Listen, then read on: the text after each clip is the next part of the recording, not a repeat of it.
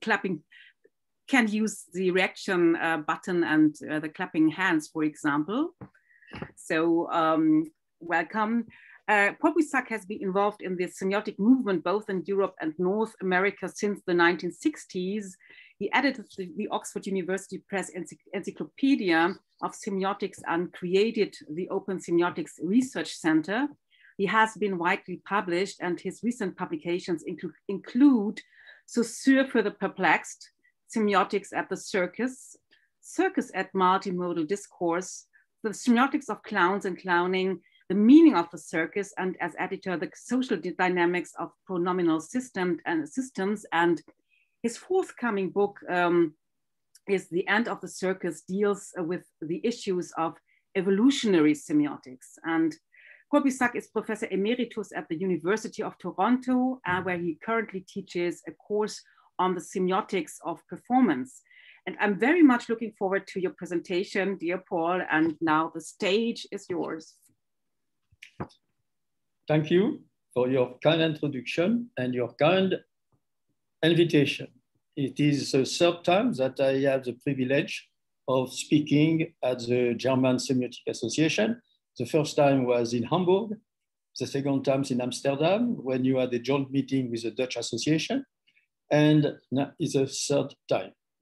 Now, let me make some preliminary remarks. There is no absolute point of view, and as I will try to review some transformations that occurred in the semiotic movement, you have to keep in mind that my approach depends on the circumstances of my life and of my position in space and time. So I should add, as a warning or as a disclaimer, all what I say is to the best of my knowledge. And of course, it is open to discussion and to contradiction. This is what science is about if we believe that semiotics can be indeed a science.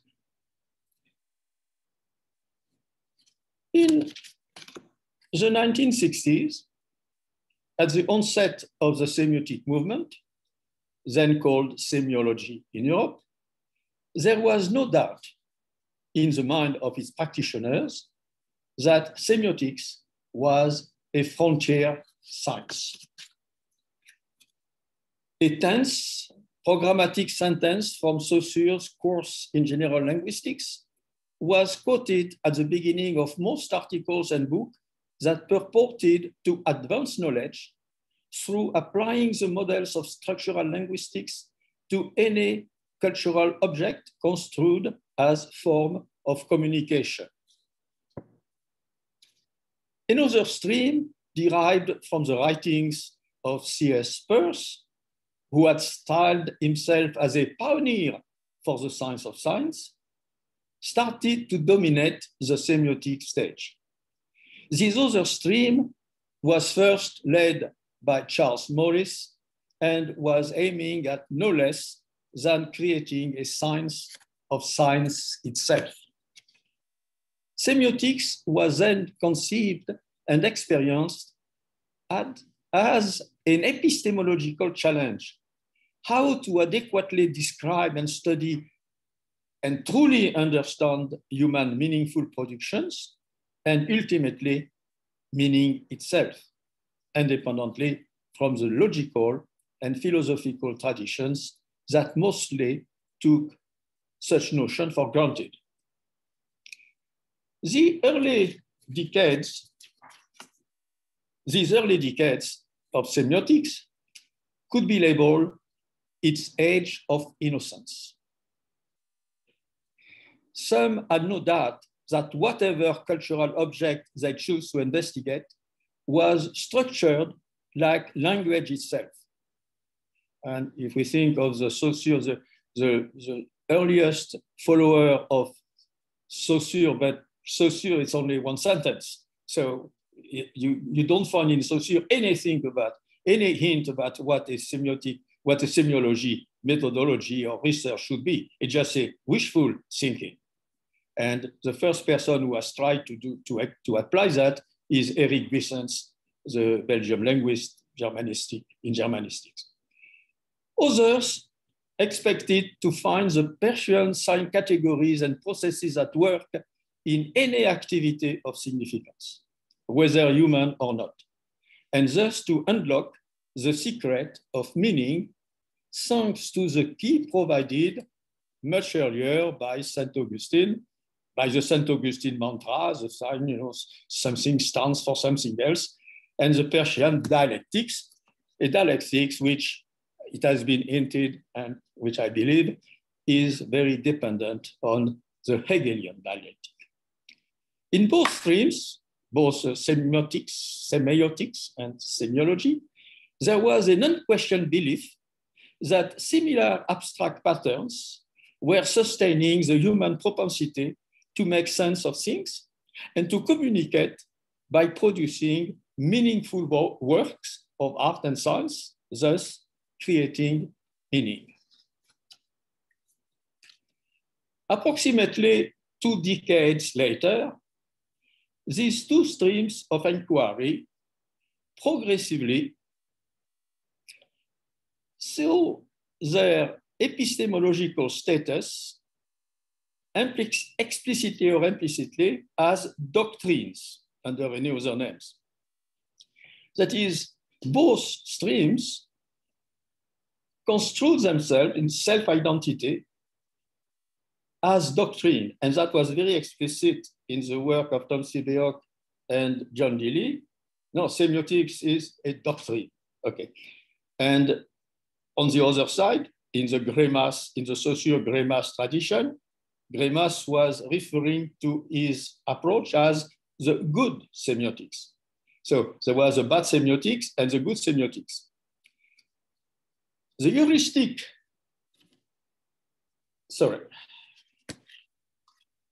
the heuristic exploration of their beginnings, aiming at scientific knowledge, that is a fallible knowledge under the rule of empirical evidence, were transformed into the formulation of dogmas grounded in axiomatic pronouncements coming from fountainheads, whose authority was first invoked in order to interpret whatever data one selected for research. Notwithstanding the reluctance expressed by those who had inspired the early semiotic movement, you know that both Peirce and Saussure were explicitly humble and tentative in their self-defining statement. The ombudsman, the backlog, whatever. Peirce has this formula to say he's only clearing up, the mess, the forest, to try to reveal something. And Saussure was say, oh, it should be. I don't do it myself, but that should be, etc., etc. The principle of authority, in spite of these statements, the principle of authority became dominant, and the epistemological legitimacy of research became dependent on the theoretical and methodological conformity with whatever doctrine in which one happened to have been groomed. A new feature emerged in the semiotic landscape, the constitution of schools, centered on a cult figure. These doctrines were, and still are, intolerant of each other, and their troops were fighting for converts towards the ultimate triumph of the good or the best semiotics through teaching and publications. The high-profile American semioticians, everybody will recognize who I mean, who had jumped on the Persian wagon at a relatively later date, labeled his own hybrid brand the major school, and downgraded the years of Saussure, Himself, and Greimas, in other words, the Paris school, by referring to them as a minor school. It is tempting to explain this conflicting development in the light of Thomas Kuhn's definition of paradigms that actually might have served as an inspiring model for the politically minded leaders of such schools.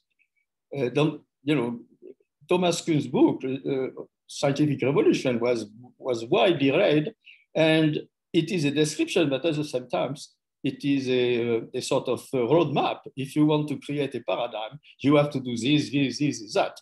So Kuhn did not mean that, but it was, I think, largely used this way, maybe subconsciously, sometimes maybe very explicitly.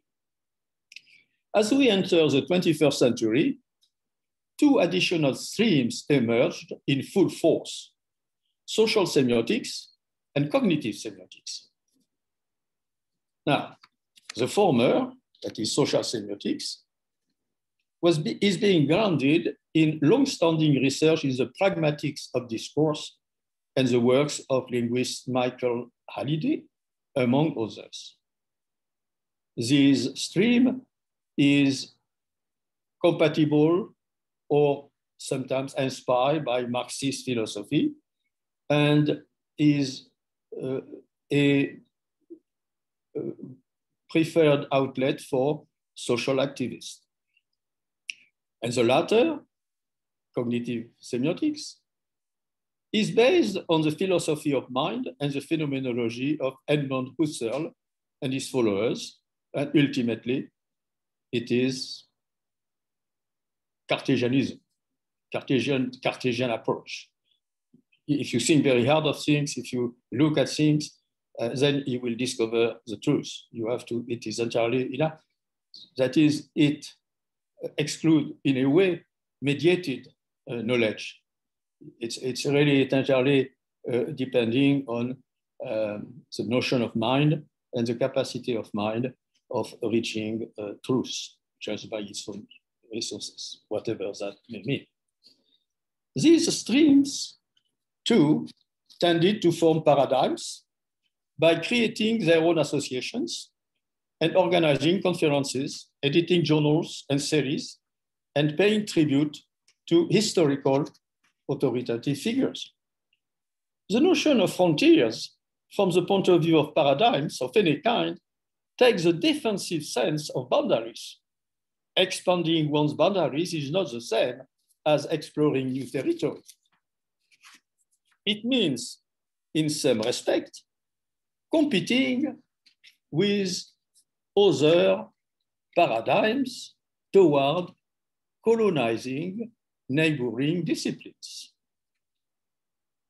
It is very informative to parse the literature published under the aegis of these movements and to note how combative is their rhetoric about theoretical issues.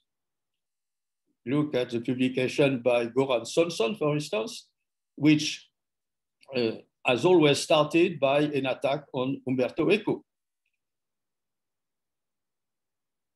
So it is very informative to parse this evidence.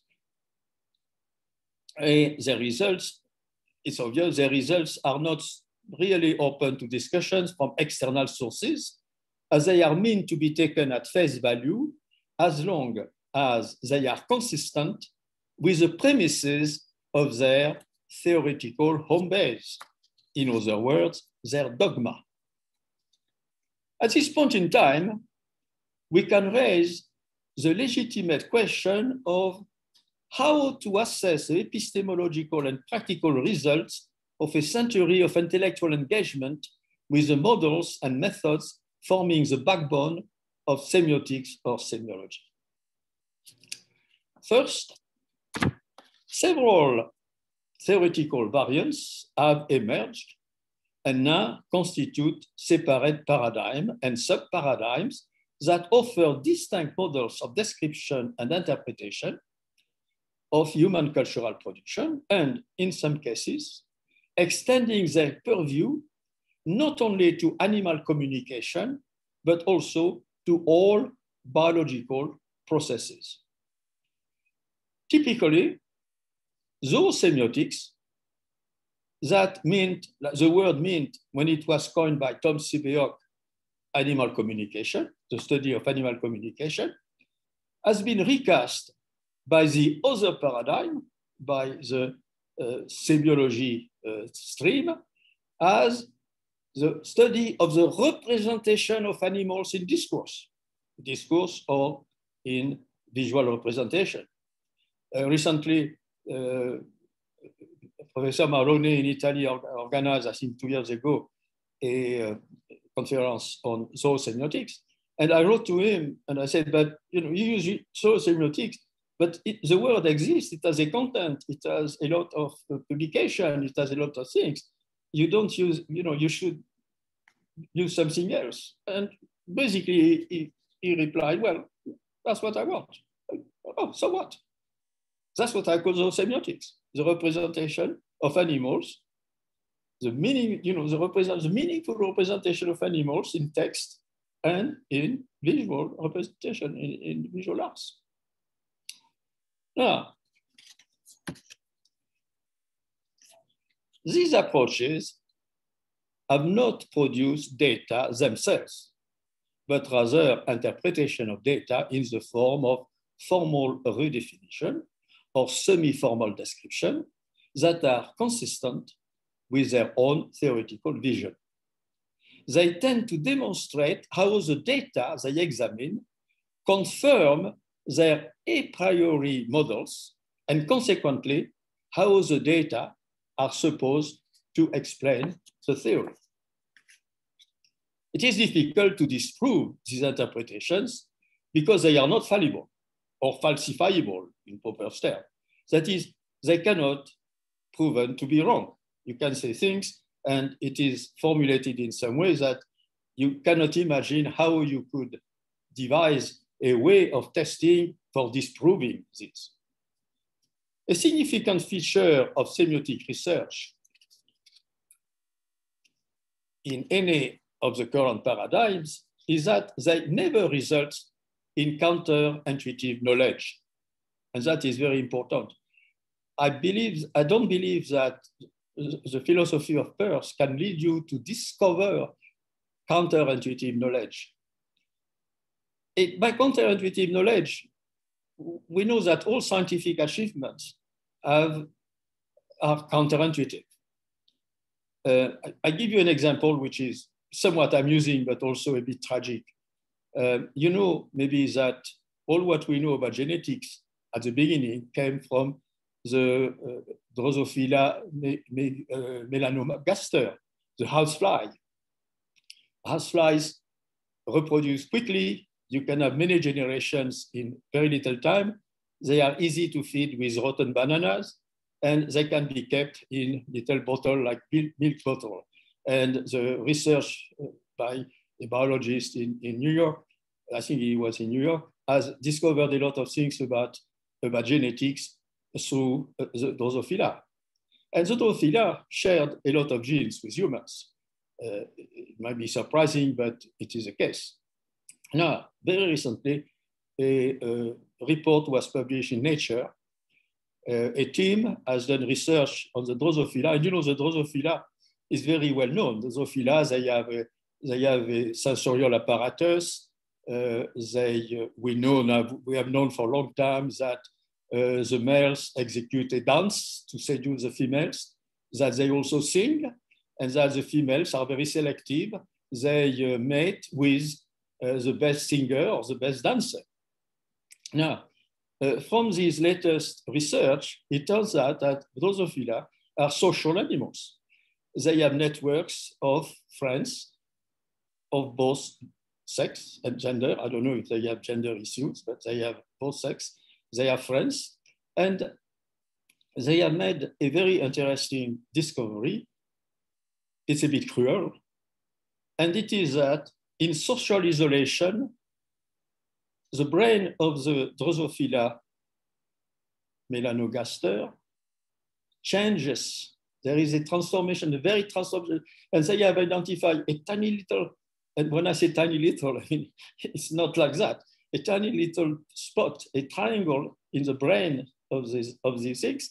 And if they are isolated, if they are deprived of social contact, this part of the brain shrinks, and there is very vital modification in the well-being of the fly.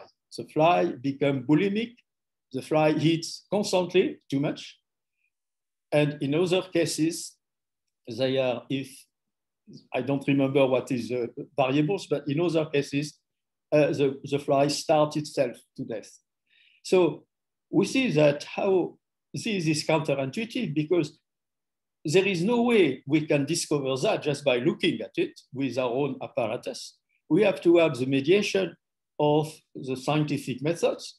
We have to have the ways of electronic microscope, which allow us to penetrate the invisible and so on.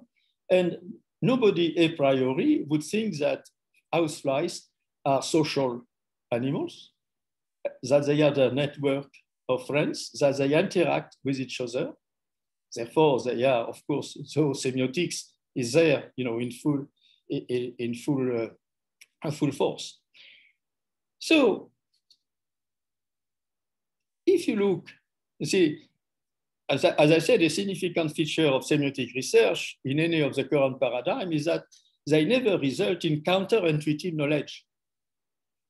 Maybe you will question that, but that is at the best of my knowledge, that's what I believe.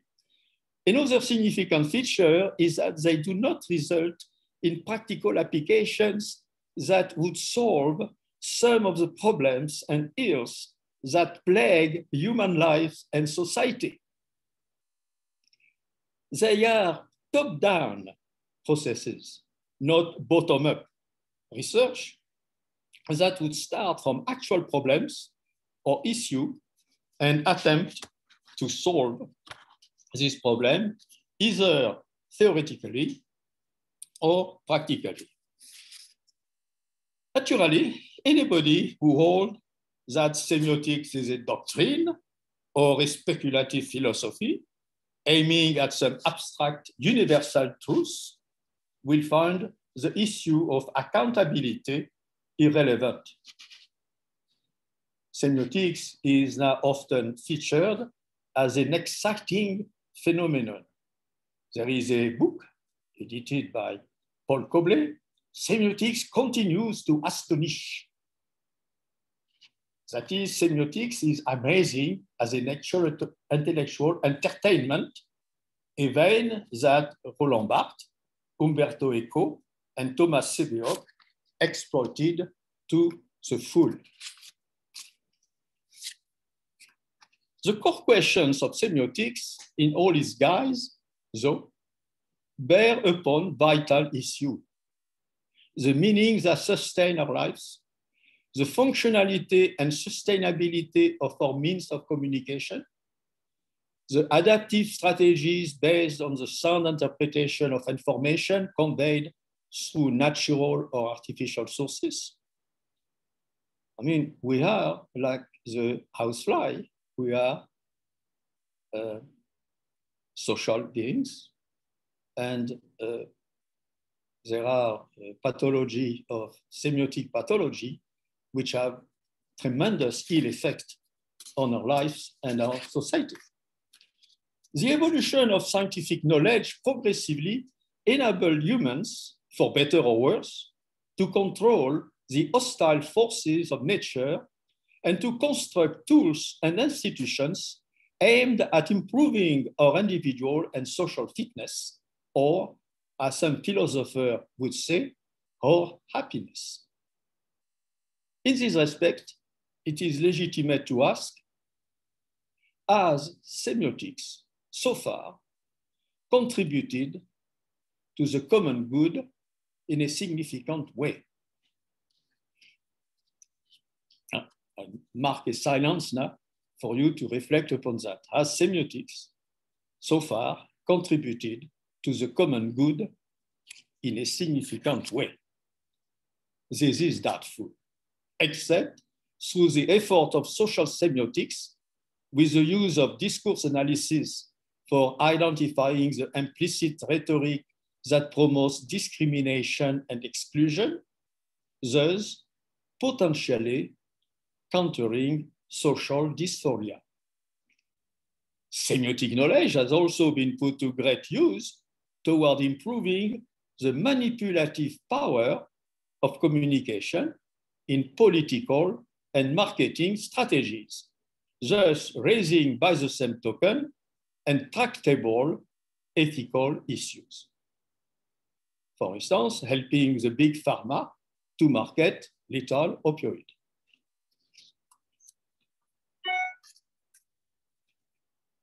It seems obvious that in spite of serious predicaments, semiotics still constitute a credible blueprint for advancing knowledge towards the common good. However, in order to progress, it must first emancipate itself from the 19th century models that carry the weight, I mean the handicap of history.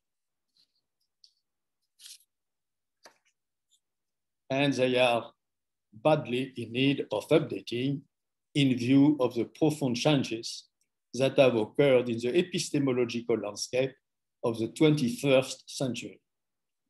Semioticians must redefine their conceptual tools and break away from stifling theoretical views arising from the Enlightenment's grand narratives. And I think this is a very, very urgently needed if semiotics is promised to survive and be something valuable for humanity. A science can progress only in as much as it is able to determine what is not known and what problems have to be solved. It advances toward the horizon of ignorance and powerlessness that sets its goals. It must adapt its method to handle unexpected data and not expect that the result will confirm the assumed theoretical premises. It must allow space for serendipity. We can see challenges rising on the epistemological and practical frontiers. To address these, functional collaboration with a multitude of disciplines is necessary. This will be a demanding task. For too long, we have heard semioticians say, I am not this or that. I am a semiotician. I'm not a physicist. I'm not. Thus, shying away from the hard way of advancing human knowledge through confronting real problems, not those that are conveniently proposed by their school. Many articles that I have to read, which are submitted to journals or manuscript to books, they address problems that are defined and proposed by the school itself. They are school work, school issue. Of course, they may be senior semioticians, but they rarely address actual problems in real life and real society. Of course, they are relevant in some ways. There is some overlapping. We cannot be, absolutely certain, or definite about it. This presentation, now I go to the second part of my presentation. I think I still have 15 minutes. This presentation would be vacuous and frivolous if I were to conclude with such a merely programmatic statement, and I will have a little drink to thirsty.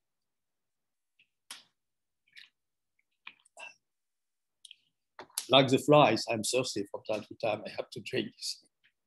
So this presentation would be vacuous and frivolous if I were to conclude with such a merely programmatic statement. Suggesting some concrete task is therefore in order, even if they provoke strong objections on practical or ideological grounds. Now, serious debates and conversations are essential for the genuine advancement of scientific knowledge. By contrast, school fights are sterile exercises. Let us start with multimodality, that is a focus of research at Chemnitz University. There is not a single meaningful human communicative interaction that occurs in a single sensorial modality. And their research on multimodality is indeed very welcome. However, past semiotic researchers have tended to restrict, for the sake of convenience, the focus of their focus of research to the visual or the auditory medium, abstracted from their actual context or studied in artificial laboratory conditions. I can mention the research of McNeil, in Chicago, studying gestures by showing cartoons, and asking people to describe these cartoons, and then from that deriving very sweeping statements and assertive theory about gestures. That to me is just unconscionable and ridiculous. Humans have evolved in a multimodal environment. That is something we can be sure of. Touch, taste, and smell have hardly been considered, or they have been treated as isolation, as accessories, with literary rather than scientific value.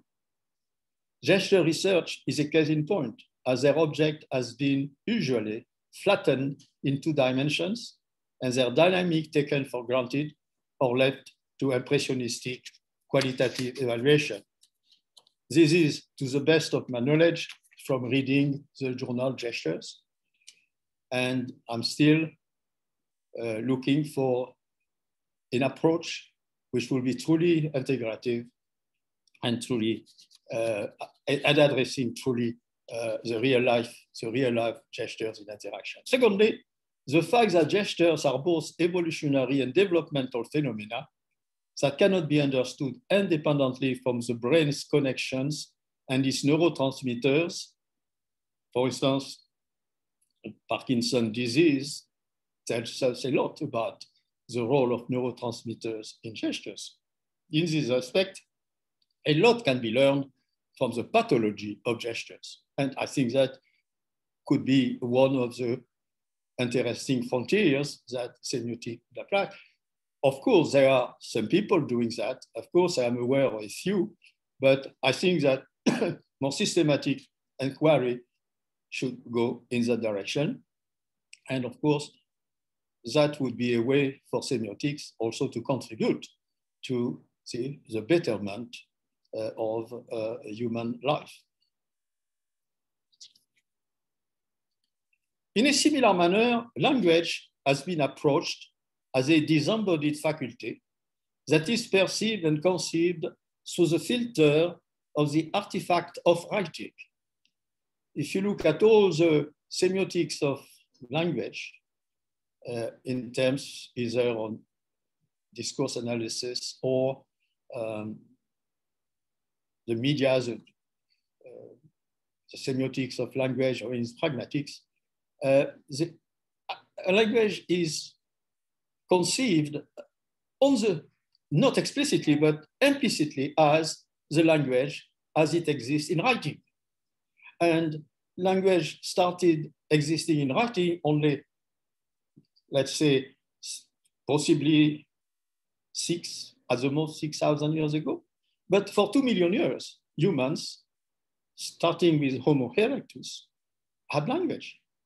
And it is coming from, so I say that after that,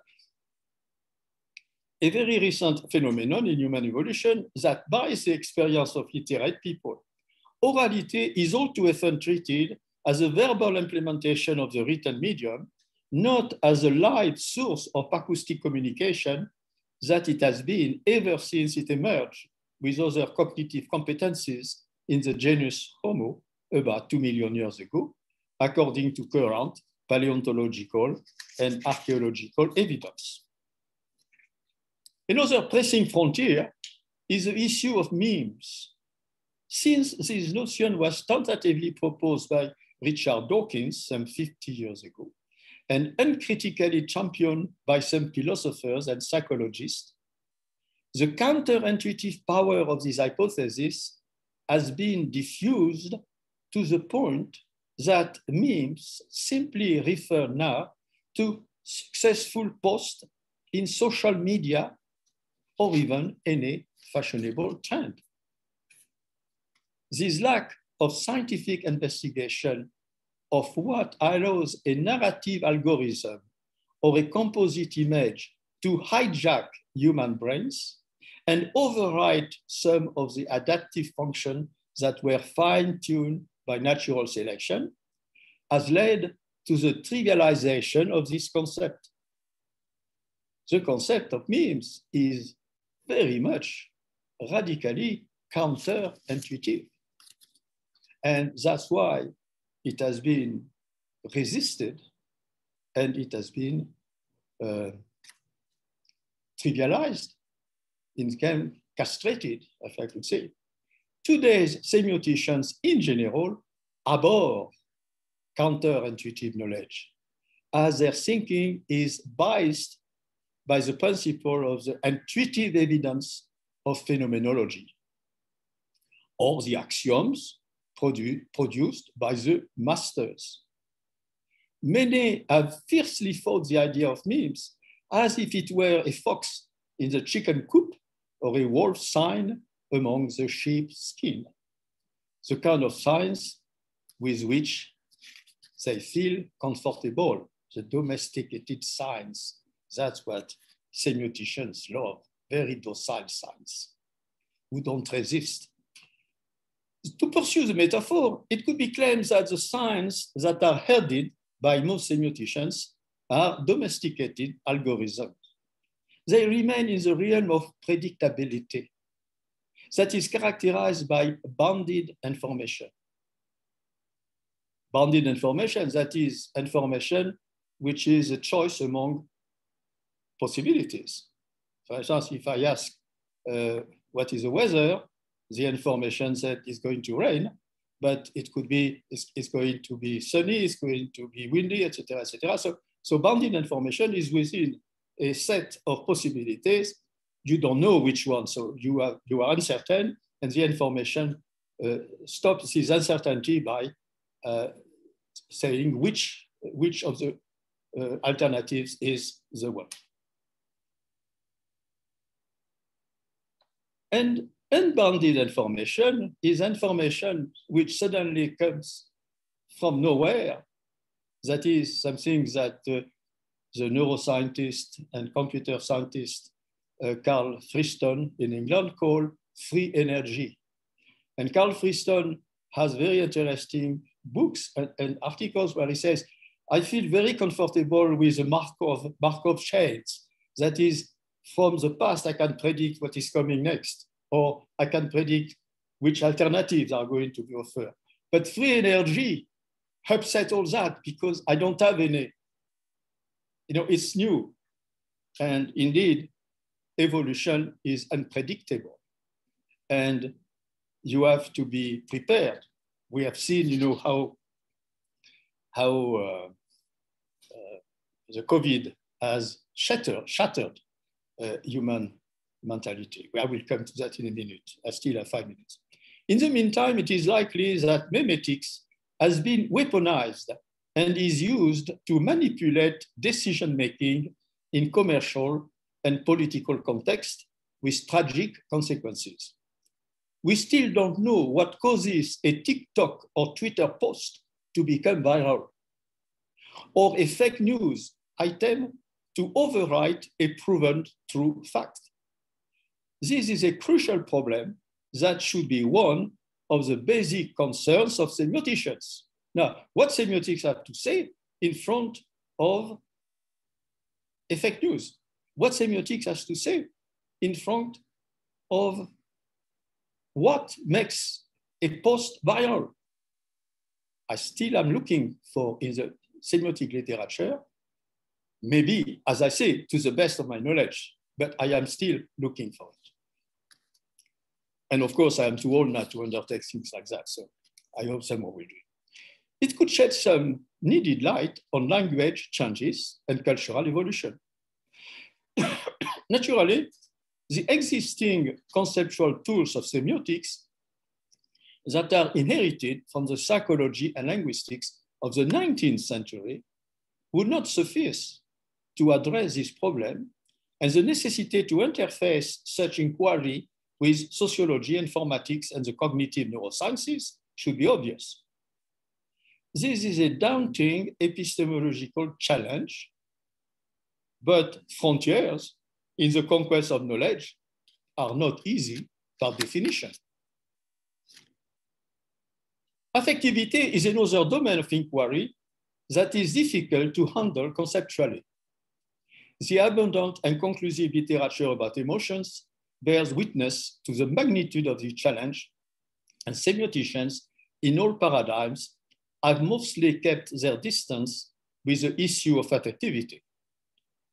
Their core focus is supposed to be meaning itself, although it is hard to pinpoint a clear and unambiguous definition of what meaning means. I plan in the next few weeks to launch a challenge on TikTok where I ask people to provide a 5-word definition of meaning. And we will see what happens. For some, it should be restricted to the truth value, meaning should be restricted to the truth value of a proposition. For others, it is located within the tension between intention and extension. For most, it is taken for granted. For Peirce, it is a perpetually deferred interpretant on the models of Hegel's dialectic. For Greimas, it is an untenable grail, like the thing in itself of Immanuel Kant, that can be apprehended only in as much as it is articulated through a narrative structure that, of course, involves time and space, Kant's a priori categories.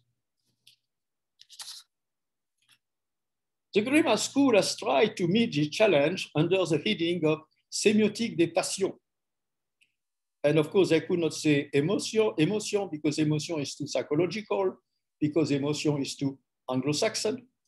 And then we say passion, because passion refers to Descartes, qui parlait des passions. But they have done so only through the semantic filter of lexicology and the a priori form of narrativity.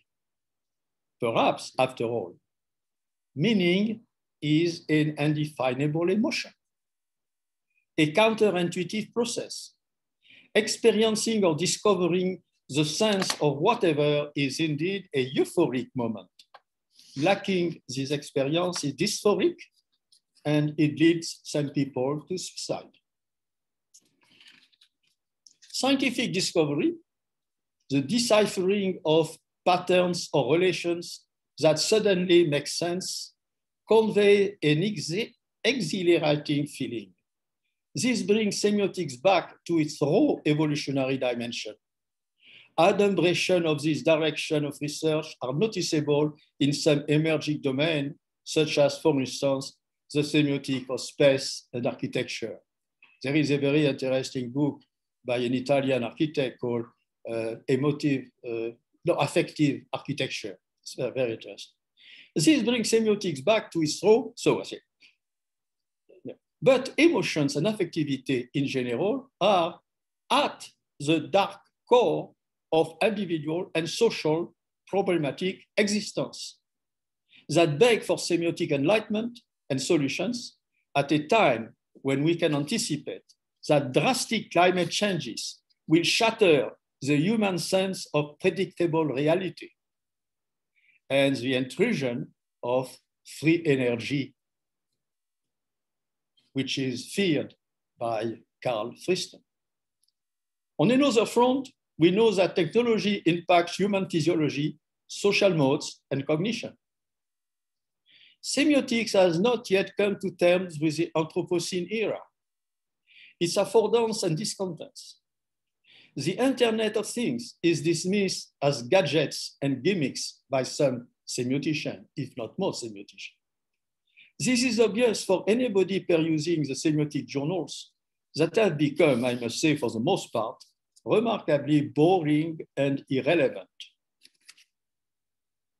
We are at the dawn of a new information technology wave, now dubbed the metaverse, in which three-dimensional reality under the rules of gravity becomes functionally blended with virtual reality to form hybrid spaces and experiences. Mark Zuckerberg of Facebook fame defines the metaverse as an embodied internet.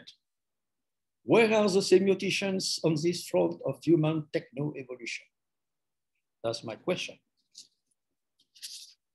And I would say now to conclude that, of course, to the best of my knowledge, the ultimate frontier of semiotics is not so much outside, it is inside. The very concept of sign, whether it is triadic or dual, I would say, and this may be radical, must be jettisoned. We observe now in the semiotic literature a less and less use of the notion of sign, and it is usually replaced by meaning-making process, which means nothing, semiosis, which is a mantra which means nothing, or algorithm, which is already something a little more interesting.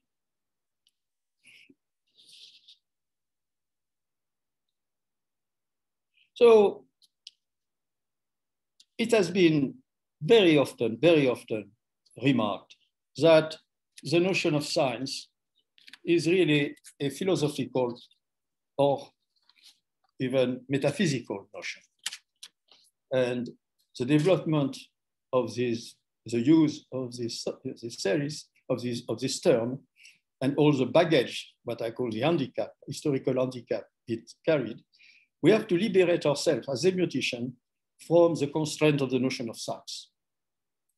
We have to liberate ourselves from the models of the 19th century. We have to forge new concepts. We have to forge new methods. We have to establish functional interface with the other disciplines. You cannot study gestures without knowing something about the neurotransmitters, such as dopamine. You cannot study memes without studying something about parasitism, something about the biology of the virus and things like that. So basically, that is what I have to conclude. I have to conclude that we are in front of many frontiers, but we have also to make sure that we are well equipped to confront these frontiers, and we have also to re-examine the premises which have, during the last century, moved the semiotic movement. Thank you. And once again, I don't want to be absolute, you know. I'm not spelling out the truth. I'm just telling what I see, what I believe in the light of my own experience and my own prejudices. Thank you. Thank you very much, Paul, for this very insightful and also thought-provoking keynote, which very well complements what we discussed this afternoon, and also the compliment by Susanne Hauser this morning. So I think there's a lot, there will be a lot of questions, and the floor is open for discussion.